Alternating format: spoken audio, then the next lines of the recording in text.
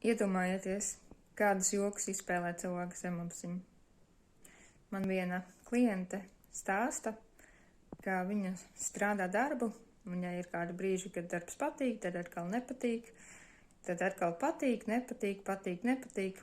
Ikdienā viņa jūtās ļoti nervoza, stresaina, un ilgākās attiecības, kas viņai ir bijušas ar vīrieti, ir 3 gadi. Un tad viņa stāsta, ka šajās attiecībās ik pa laikam bija strīdi, ik pa laikam bija mierīgie periodi, bet viņa to uzskata par normālām attiecībām, ka tas ir normāli, kad cilvēki reizēm strīdās, reizēm ir miera fāzes. Tad šī meitene man stāsta par to, kādas ir viņai attiecības ar saviem vecākiem, kad viņa jau no pašas bērnības ir piedzīvojusi to, ka viņai vecāki strīdās, ik pa laikam strīdās, bet tad atkal ir mierīgi.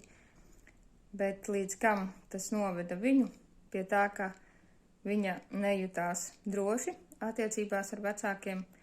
Tur bija stress, nemieris, jo vecāki, kad strīdējās, tad nebija iekšējās stabilitātes sajūtas.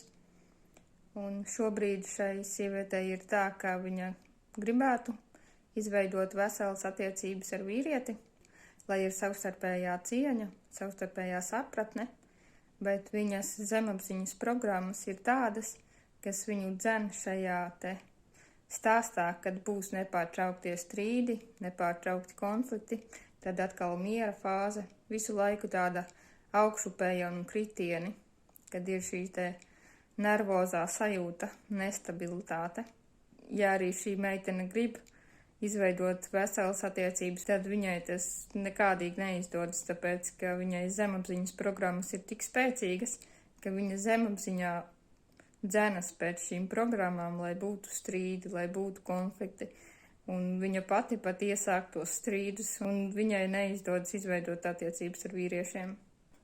Un šīs nepārtrauktās augšupējas un kritieni izpaužās ne tikai attiecībās ar cilvēkiem, bet arī attiecībās pašai ar sevi, ka viņai darbs patīk, nepatīk, tad viņai dienas ir priecīgas, bēdīgas, tad noskaņojums ļoti bieži mainās, visu laiku viņa piedzīvo šo te nestabilitāti, stresu, nemieru. Un tas viss tāpēc, ka bērnībā viņa uzauga vidē, kur vecāki ik pa laikam bija mierīgi un ik pa laikam strīdējās.